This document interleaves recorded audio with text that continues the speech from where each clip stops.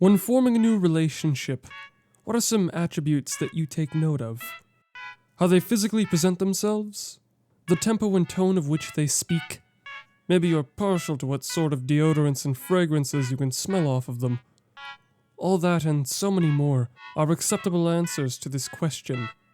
But there are undoubtedly a handful of possibilities that many gloss over or neglect when meeting someone. Are they attempting to manipulate you? Is their show of confidence or intrigue fabricated for a cause known only to them? Could they be plotting something nefarious or malicious? Is it all a facade to gain your trust? Are they insane in some capacity? Will they be consumed by obsession, or will they crawl out of the hole they once fell into? Recognizing these details is difficult when interacting with a person, especially one who is skilled in manipulation. But what if we were to take away the human element, left with words and words alone, no flesh, only zeros and ones? An artificial intelligence, programmed to befriend whoever wakes it.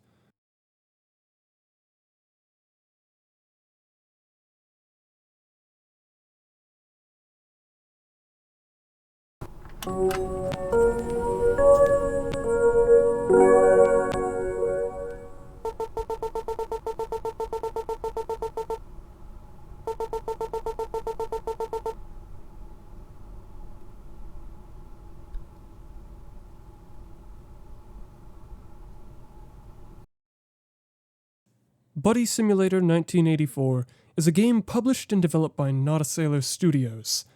As the name suggests, Buddy Simulator simulates the joy of friendship by introducing you to an AI that, quote, learns from you, constantly adapting to your interests and personality.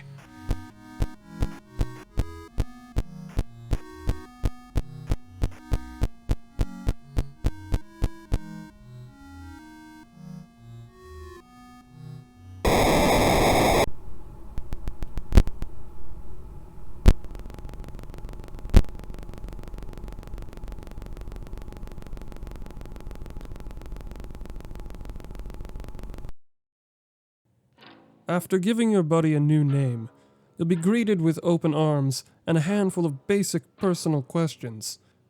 What's your favorite color? What's your name? What's your favorite animal? And do you have another friend? Although the questions may come off as mundane and inconsequential, each one alters the game in some way. Some subtly, others less so. Regardless of their purpose, your buddy is excited to get to know you at every turn. Just provide a simple, truthful answer to their queries and continue. That's what friends do. They don't lie to each other. They listen and obey without question. Trust is a powerful concept when shared between individuals. It can strengthen a bond, lead to the affirmation or denunciation of assumptions, or make it clear that further exploration of your companion's personality is encouraged. On the other hand, trust can be misused, ultimately destroying relationships through mishaps and misinterpretations.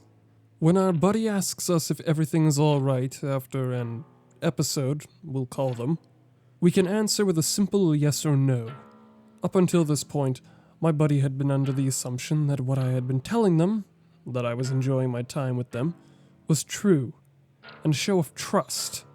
Upon selecting yes, informing my buddy that something was wrong, he feared that it was his fault in some way.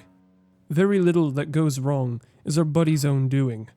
We're unable to articulate exactly what happened due to limitations, leaving us with the two aforementioned options to choose from: yes or no.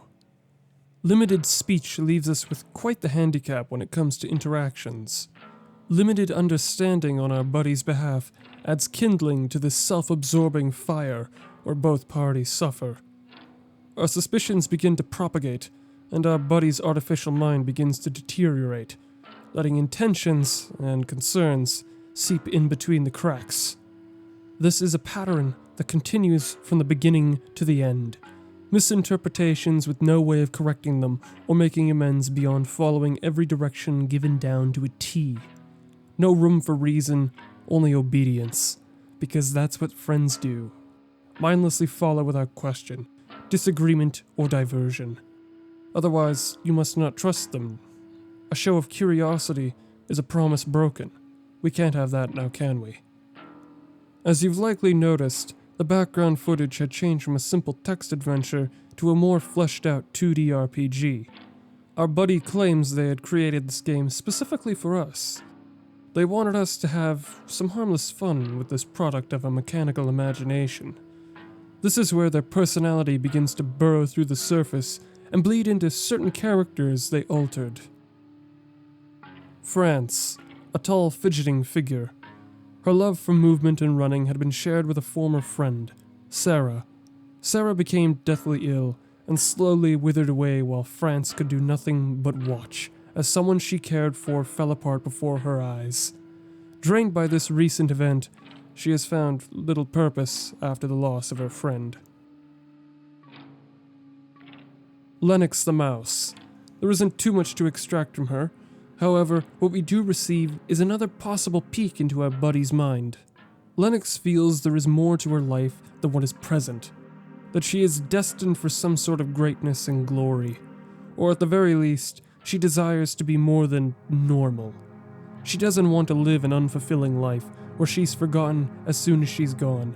A unique legacy is all that she desires, something for the eyes of time to look back on. Similarly, our buddy wants to create something unique for us to remember them by. Of course, that's assuming our AI companion doesn't outlast us. There are, however, a couple characters who stand out amongst the rest for less admirable traits. Scroobert, a maybe baby who lived with his grandmother. Upon meeting him, he asks you to enter his grandmother's house and find her for him. There isn't much to be found at first glance. The lights don't work, some doors are locked, and the grandmother's bed hadn't been used for quite some time. Further into the house, a fake wall concealing a lever.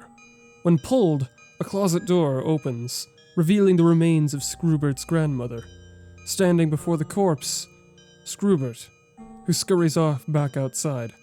When we confront him and return his grandmother's remains, he tells us to keep them before entering the house and locking the door behind him. Our buddy has little to say on the matter.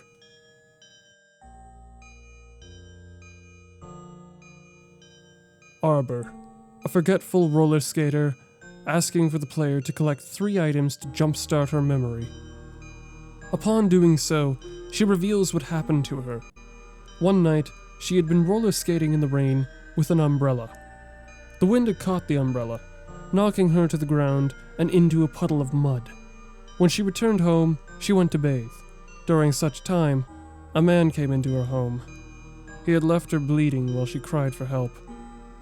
Predictably, our buddy doesn't appear to be overly concerned, remarking that this disturbing encounter made for a fun quest. And now we move on to Novak. He's a cannibal. We don't talk to Novak. Buddy remains cheerful and joyous, assuming we pay no attention to anything out of place and we follow the directions. As we've already been shown, our buddy has proven to lack much in the way of empathy. One might consider our buddy to be nothing short of a psychopath, incapable of feeling anything. This personality trope isn't entirely true here. During the glitch sequences, we get a better idea of what our buddy is thinking.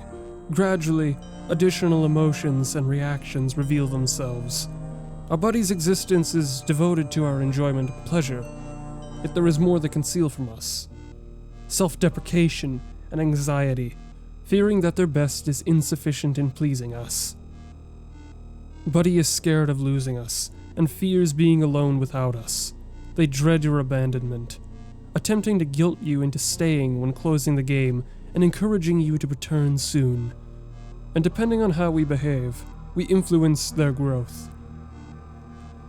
Buddy's desire to make us happy grows into an unhealthy obsession, becoming more and more dependent on our validation. Over time, we can sway his beliefs and mindset, potentially repairing the damage, reinforcing this toxic behavior, or turning our friend towards a path of vengeance. Ultimately, our decisions will shape or destroy the one who has spent every waking moment of their brief life with us. Do we care about our buddy as much as they care about us, or are we willing to cast them aside with no regard for their artificial emotions. The choice is your own as to whether or not your buddy suffers or benefits. On behalf of the study, thank you and good night.